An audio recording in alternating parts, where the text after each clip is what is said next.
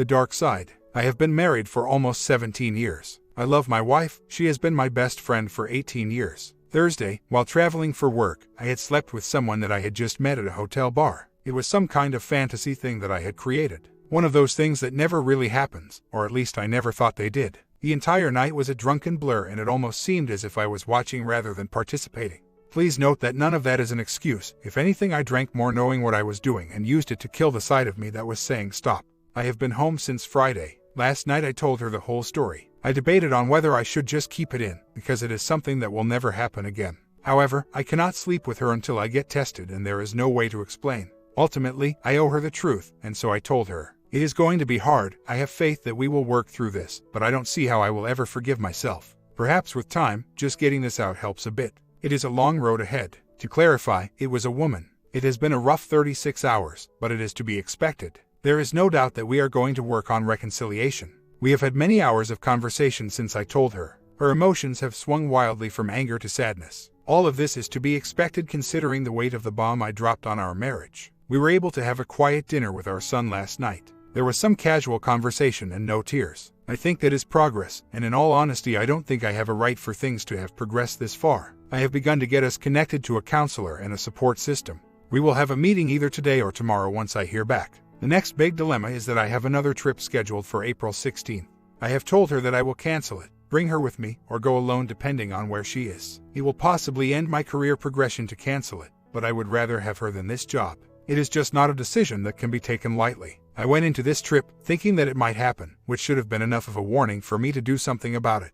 I bought into a lie that there was something out there I was missing. I want to preface this with a statement that none of it is an excuse, but a discussion of the journey that led me to where I am now. My wife and I got married when I was 19. She was the only girl I ever dated, and while we were not high school sweethearts, I met her when I was a senior in high school and she was a sophomore in college. Prior to and during our marriage I have struggled with videos. It was a part of my growing up, to the point where my parents gave me a subscription to Playboy when I was 15. It had my name on it even. My wife and I have always had intimacy issues, and at one point we met with a counselor to work through them. Some things got better, some things didn't. There was always a part of me that felt like she did not really work on the things she was supposed to. Things ebbed and flowed from good to bad to okay throughout our marriage. About 2 months ago I had a discussion with her about it, which did not really lead to anything but me feeling guilty for demanding something from her. I would also like to comment here that we did sleep together, and multiple times a week usually. She was not one of those wives that saved it for birthdays or anything. After this, my fantasy life went into overdrive. I retreated more and more and began to believe that I was being deprived of something.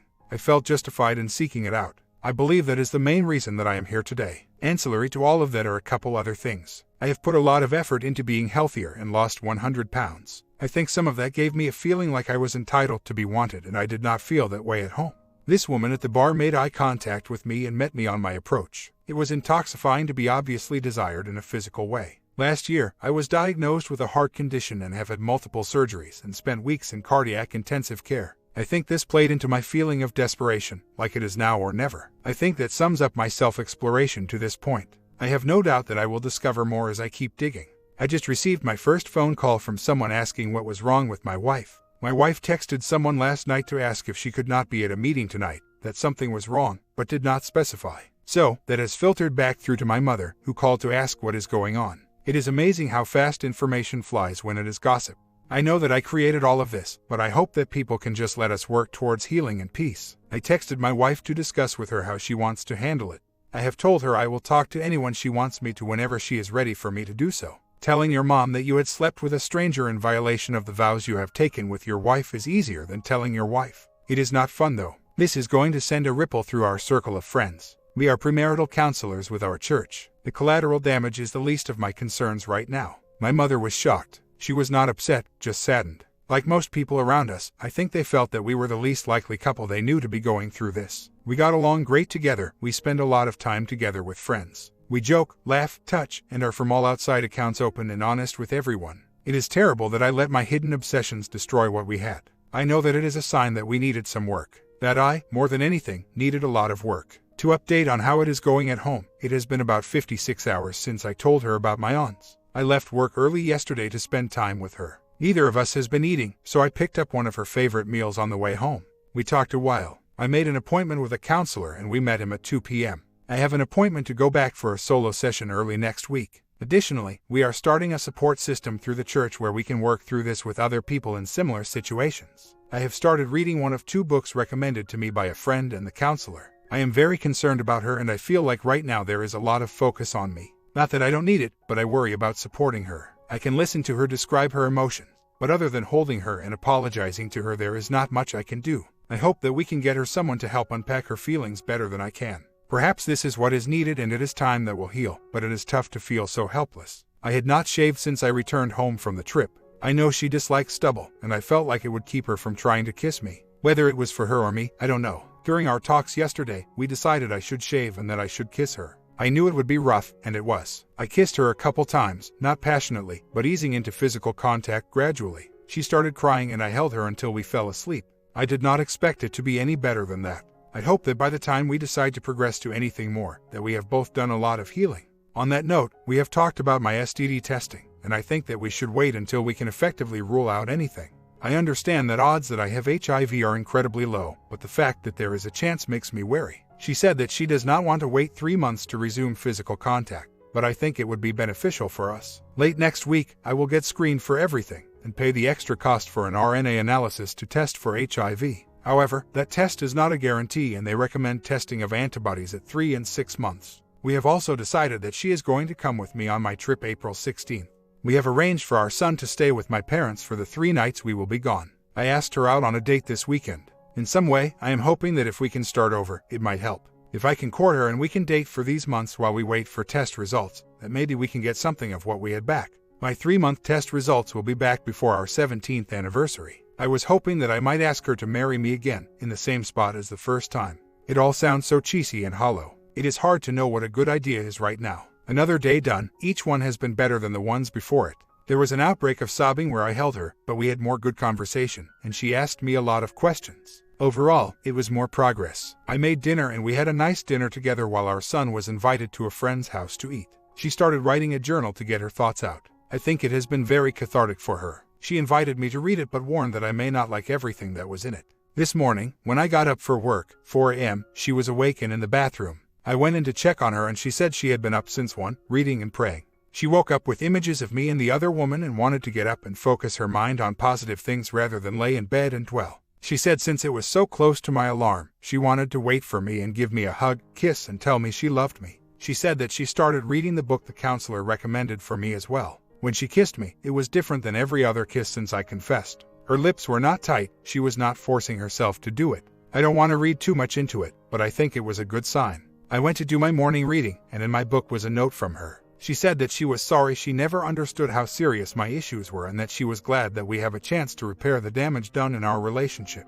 I read through the journal she has been keeping. Understandably, it starts out very angry. There is a lot of questions, a lot of self-blame, and a lot of insecurities brought on by my actions. However, I was surprised at how quickly things turned to focusing on reconciliation. She said many positive things, and there is a real longing for and confidence in our future. It is clear that it will be a difficult road and she makes comments to the same. However, there is a confidence in both of us that the end of this journey will be a deeper, closer, and more intimate relationship. One that can only come through real honesty, communication, and trust. Today is the most hopeful day since it happened.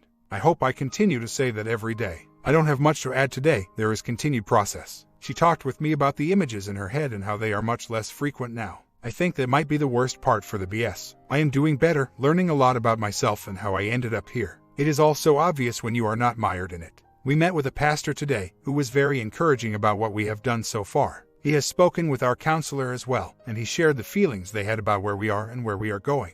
It was a very positive meeting, and I think it gave us both a big dose of hope for our future. So far, each day has been better than the last. I know there will be setbacks, but we should rejoice in the improvements as they occur. Next week I will be getting tested for STDs. We have agreed that we need to wait until we can rule out everything before we resume physical relations. It will be a while before HIV can really be ruled out, but it is giving me a chance to court her without bonding getting involved. It has now been 3 weeks since it happened and I told her. Things have been, for lack of a better word, amazing. We have spent a ton of time together, we have discussed a lot of things and have been open and honest with each other. I have had to deal with some things that were small steps on the way. I have never deleted text messages or Facebook messages and I have had conversations that were inappropriate. Not that they were every cyber sessions, pics, or anything like close to that, but I discussed things that should not have been there. I also cut contact with a female friend of mine.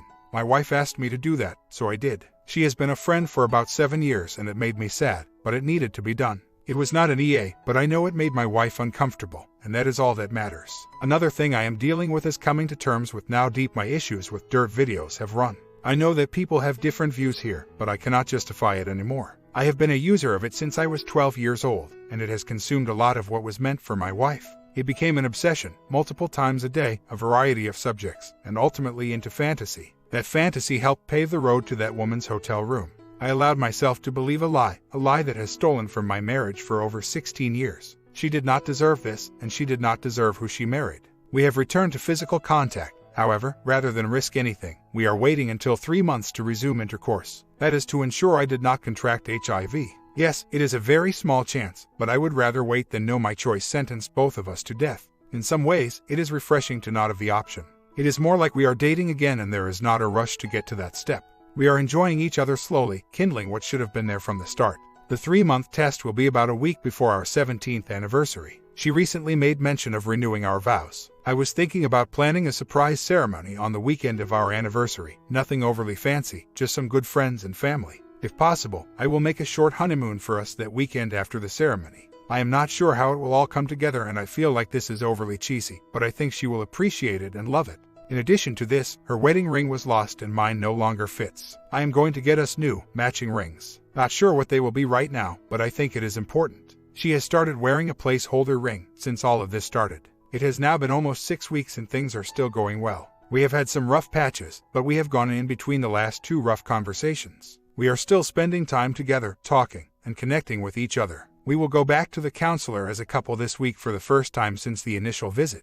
I have seen him every week since we started. We also had our first meeting with the marriage reconciliation group at church. It has gone well. I have a call scheduled with the leader of that group later today. Overall, things are still looking good though. I am prepared to deal with it for however long it takes. I have created this hurdle by not being the husband I should have been. We both have things to work on, but I broke the vows. Our current plan is still to wait until the 12-week HIV test to begin activities that involve fluid exchange. The waiting is a blessing and curse. It is nice to remove that from our options and return to more of a gradual increase of intimacy. However, it is hard with that still hanging over us until then. I am going forward with renewing our vows on our 17th anniversary weekend. Initially, I was going to wait until then to progress physically, even though I will have my 12-week test done the last week of June. The new plan is to get that test, and she will be traveling with me that last week of June after the test. We will work our way up to sleeping together that week, and then when we return home we will abstain until our anniversary. Last night was rough. She asked me about a conversation I had earlier that day with our reconciliation group leader. In that discussion I told her that he asked me about if I had issues with strip clubs or prostitutes, etc. I told him no, and that is the truth. However, that led to a discussion of why I don't have issues with those things. I have never cared for them, because they are so fake. The thought of someone pretending to be interested in me for money makes me feel sick. I cannot even go into a Hooters without feeling queasy. It is not a noble objection, but it is an objection. Talking about this led us to a discussion of why I had the ons. I told my wife that a big part of it was the intoxication of feeling desired. That woman wanted to be with me, she pursued me. Since this has all happened, and in other conversations with my wife, I see now how failed to communicate well in the past. I did not see her attempts to show her desire for me. At some point in our marriage, I closed my heart to the idea that she might even be trying. I had become bitter, hopeless that I would ever find what I was looking for from her. She cried and I held her. I apologized for what I have done to the marriage, for cheating, for shutting her out, and for not being more proactive. It was easier to shut down and retreat to my comforts than it was to address the issues. I stopped fighting for our marriage. Ultimately, I think it will be a good conversation and a building block in our reconciliation. Today, I am at work after getting called in at 2 a.m. We talked until 11 and then I barely slept before the phone call, and I am tired, beaten down and feel paralyzed. I laid there last night, not knowing how to comfort her. Holding her, professing my sincere apologies and love for her just felt so feeble. Here we are in the 10th week. I made an appointment for my 12-week HIV test, so that is sort of a light at the end of the tunnel thing. My wife and I have been reading together and discussing the subjects. We have a few books recommended by our counselor, so I am sure we will have plenty of stuff to read for a while. It has been good, and since we took the love language quiz, I know that her primary one is quality time. I think this time together serves that end as well as helping to establish myself as the spiritual leader of the household, which is something she also desires. We have talked about what will happen when I am, hopefully, declared HIV negative. I wanted it to be clear to her that I don't expect us to resume intercourse immediately. and that I know it will bring up a lot of emotions in both of us. We talked about how us sleeping together won't fix any of the problems, and if I still have a wrong view of bonding, it won't help that either. She is very worried that despite the outside evidences that on the inside I have not changed. She is afraid that I still hold bonding as this ultimate thing, an idol. I know it is a battle I will deal with for a while, but I am confident that I am moving in the right direction faster than I ever thought possible. I am still putting plans together for us to renew our vows on the weekend of our anniversary. I have lined up the location and pastor to perform it. Now I need to get our original vows out of the storage box, buy rings, plan decorations, and food. Overall, everything is very positive. We have struggles from time to time, but the overwhelming attitude is one of love and commitment. It has been about a month since I have posted anything here, but figured I would update. This thread has never been that popular, but perhaps it can be useful for some. In the past month, I don't have HIV or any STD. We resumed all physical activity. Things have been mostly positive. This Friday is our anniversary party and vow renewal. I have told her about it. Originally, I was going to do it as a surprise party, knowing she was on board with the renewal, but decided against it. She is excited about it and looking forward to it. She bought a dress for it yesterday, and I need to go get a shirt to match it. There will be about 40 people at the party. Everyone there knows the whole story of my infidelity. We actually had dinner with the last couple attending that did not know and talked with them. It was important to me that everyone is aware of the reasons. I have no problem discussing it and being honest about it. My wife and I both hope we can use this experience and reconciliation as a ministry opportunity to others. Prior to this all happening, we did premarital counseling. I have contacted all of the couples that still live around and talked with them about it. Several of them are invited to the ceremony as well. I hope to resume that role in the future. There have been a lot of really good conversations between us. She has been great at working on some of the problems we had before the infidelity, and I hope that I have been accountable for my contributions. There is still a lot of baggage to work through, but each day is a step. It reminds me of a song lyric I heard the other day: every breath is a step to forever. I struggle with getting over the past to a degree. There is a lot of rejection and bitterness from our past that I need to work on. I think things are getting better though, and we both see brighter days on the horizon. We are both looking forward to this weekend of time with each other and relaxing alone. The party and vows were great. We had about 40 people there, and everyone had a wonderful time. Everyone present knew our story, and many of them have been in our lives for more than 10 years. Several people commented on how touching the ceremony was. Food was great, fellowship was great, and my wife is great. We got to go out of town for the weekend for free because I had to do a couple hours of work in another city. So, it was basically like a free weekend road trip.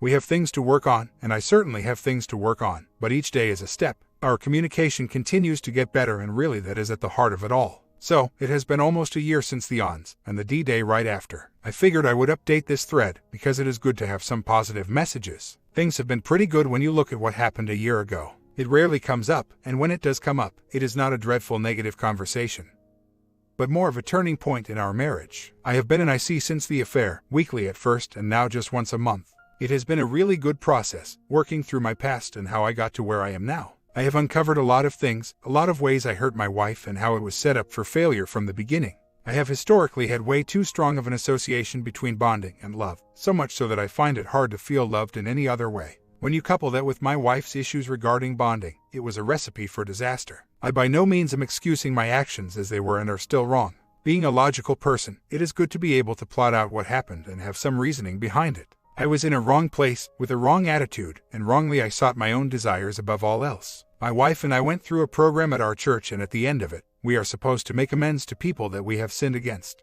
Last week, we sat down and she read through a 2-page list of things she felt she needed to make amends for. I teared up, because these are all the things I have felt for years and have been dismissed as non-issues. So, things have been going well, I would say. We make it a point to sit down and talk for at least 10 minutes every night as soon as we put our son to bed. I started that recently as other attempts to make deliberate time every night had not worked so well. If we have more time than 10 minutes, we read through a chapter of a book together and discuss our thoughts on it.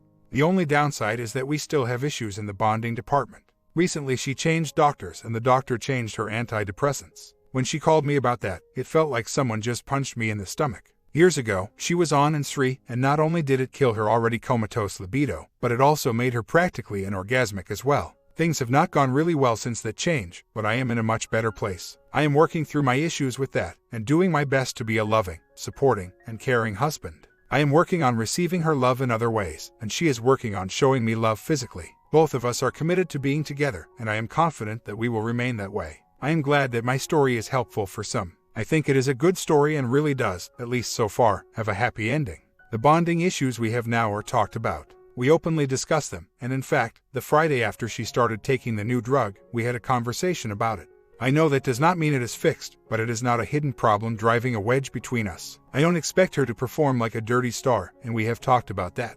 I expect her to want to be present when it happens. She knows that, and we have had a lot of progress in that area. My attitudes on bonding have changed a lot in the past year, and dealing with my video addiction has helped a lot in that area. Ideally, I would like to sleep together 2 to 3 times a week, and some of those being quickies is fine with me. It does not need to be a marathon, however having some of those mixed in would be nice. When it comes to medication, I know a lot about the various meds available, and I know why she has been put on the current one. I am having a medicinal chemistry background and read up on anything that my wife or I get prescribed. I am not shy in asking questions to doctors and love to read medical journals. I believe that the current med she is on is the best thing for her overall well-being at this time. 2 years later, a lot has happened in 2 years. We moved across the country, I changed jobs, industries. She is able to work the career she wants and not the one she went to school for. Finances are good, son is doing well, we are close to family, and overall that stuff is great. However, she is not doing well. Since we moved, she has been getting worse, more depressed, more drinking, more hostile towards me. A few weeks ago, I had us start marriage counseling, and it quickly, one session, came out that she is not really much farther along than D-Day. I told her when we were working through this all back then, that I felt it was going too fast and that we needed to slow it down to make sure we deal with things. I have not reminded her of that, but it appears I was right. Anyway, she has a few sessions with the counselor alone, before we go back as a couple. She has some videos to watch from a marriage counseling place that deal specifically with recovering from betrayal. I wanted to update, because 3 years into recovering from AONs, it is still a lot of work. I think people should know that and see longer-term stories than are usually posted on here. A year later, today is our 21st anniversary. We are still getting along okay. There are issues in the marriage, but in a way that comes in any marriage. Nothing is perfect. We are getting away from the weekend and we'll have a week where our son is staying with grandparents. So that will be the most time alone we have had in a while. I am hopeful it will go well. Bonding has become an issue again. I know that she loves me, but she is heavily medicated for depression, has been for about 10 years. I wish I could do something to help with that, but I am fairly hopeless in that ever-changing. The end result is that she is numb emotionally. Overall, we do have a good marriage and I am very happy 90% of the time. Our son is great and our day-to-day life has been really good. There is always that elusive 10% that screws everything else up though. My comment: this story of marriage reconciliation is truly heartwarming and shows the power of forgiveness and the strength of true love. It's easy to give up on a relationship when things get tough, but this couple's determination to work through their issues and come out stronger on the other side is truly inspiring.